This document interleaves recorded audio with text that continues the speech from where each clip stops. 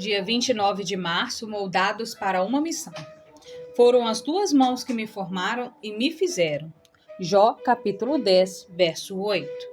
Antes de os arquitetos projetarem o novo prédio, eles primeiro perguntam: para que propósito? Como será usado? Deus formou cada criatura neste planeta com uma qualificação especial.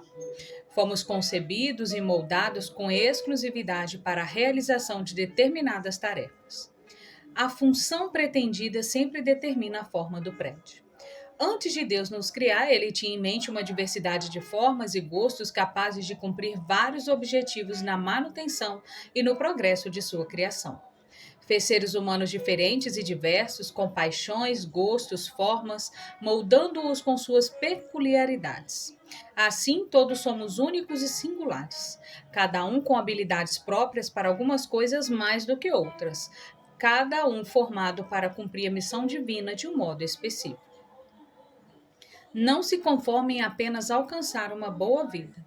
Em vez disso, almeje a vida melhor e sirva a Deus de tal forma que exprima o que está no seu coração.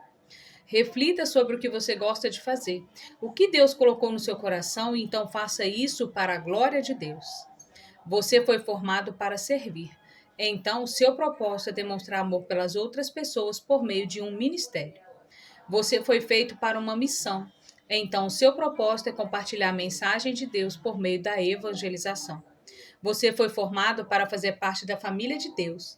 Então, o seu propósito é se identificar com a sua igreja por meio da comunhão. Você foi criado para se tornar semelhante a Cristo. Então, o seu propósito é amadurecer por meio do discipulado. Você tem cumprido o papel especial para o qual Deus o concebeu? É melhor estar no mar agitado com Jesus do que numa praia tranquila sem ele. Leitura bíblica, Gênesis capítulo 30. Quando Raquel percebeu que não podia ter filhos, ficou com inveja da sua irmã Lia e disse ao marido: dê-me filhos, senão eu morro. Jacó ficou zangado com Raquel e disse: você está pensando que eu sou Deus? É ele quem não deixa você ter filhos. Então Raquel disse: aqui está minha escrava Bila. Tenha relações com ela. Quando ela tiver um filho, será como se fosse meu. Desse modo eu serei mãe por meio dela. Assim, Raquel deu Jacó sua escrava Bila para ser sua concubina e ele teve relações com ela. Bila ficou grávida e deu Jacó um filho. Então Raquel disse: esse menino vai se chamar Dan, porque Deus foi justo comigo. Ele ouviu a minha oração e me deu um filho. Bila ficou grávida outra vez e deu a Jacó outro filho. Aí Raquel disse: o nome deste menino será Naphtali, porque lutei muito contra minha irmã e venci. Quando Lia percebeu que não ia ter mais filhos, deu a sua escrava Zilpa a Jacó para ser sua concubina. E Zilpa deu a Jacó um filho. Então Lia disse: que sorte, esse menino vai se chamar Gade. Depois Zilpa deu a Jacó outro filho. Como sou feliz! Agora as mulheres dirão que sou feliz. Por isso o menino se chamará Aser. Um dia, no tempo da colheita do trigo, Rúben foi ao campo. Ali achou umas mandrágoras e as levou para Lia, sua mãe. Quando Raquel viu isso, disse a Lia: por favor, dê-me alguma das mandrágoras que seu filho trouxe. Lia respondeu: será que você acha que tomar o meu marido de mim ainda é pouco? Agora vai querer tomar também as mandrágoras que meu filho me deu? Aí Raquel disse: vamos fazer uma troca.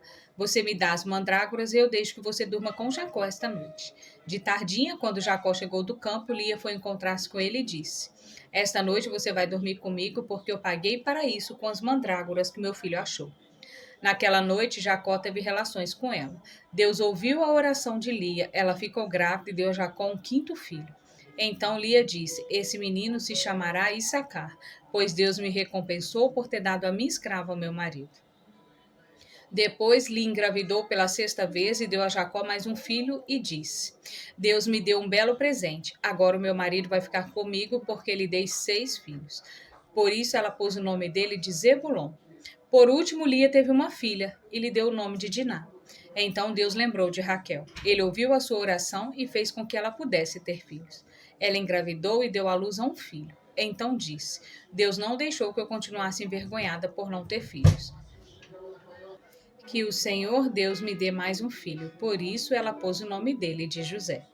Jacó e Labão fazem um trato. Depois do nascimento de José, Jacó disse a Labão: Deixe-me voltar para a minha terra, dê-me os meus filhos e as minhas mulheres que eu ganhei trabalhando para o Senhor e eu irei embora. O Senhor sabe muito bem quanto eu tenho servido. Labão respondeu: Fica comigo, por favor, pois por meio de adivinhações fiquei sabendo que o Senhor Deus está me abençoando por causa de você. Diga quanto quer ganhar que eu pagarei. Então Jacó disse: O Senhor sabe como tenho trabalhado e como tenho cuidado dos seus animais.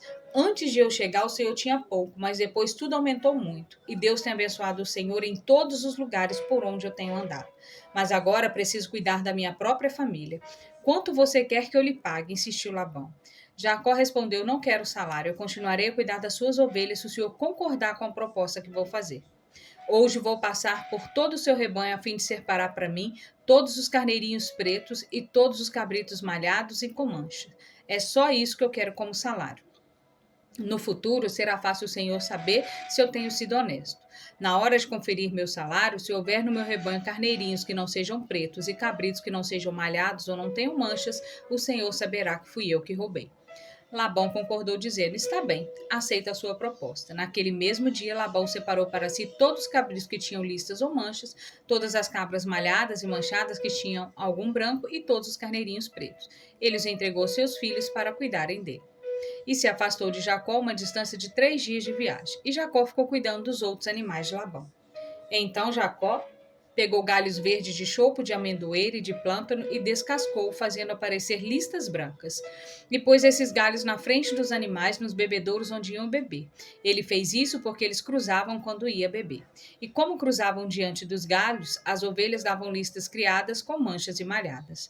Jacó separou as ovelhas do bode e fez com que olhasse na direção dos animais listrados e dos animais pretos do rebanho de Labão. Assim Jacó foi formando seu próprio rebanho, separando-o dos animais de Labão. Quando os animais fortes estavam cruzando, Jacó punha os galhos das árvores na frente deles no bebedouro e assim eles cruzavam perto dos galhos. Mas na frente dos animais fracos, Jacó não punha os galhos. Por isso, os animais fracos ficavam para Labão e os mais fortes para Jacó. Desse modo, ficou muito rico e chegou a ter muitas ovelhas e cabras, escravos, escravas, camelos e jumentos. Palavra-chave: propósito.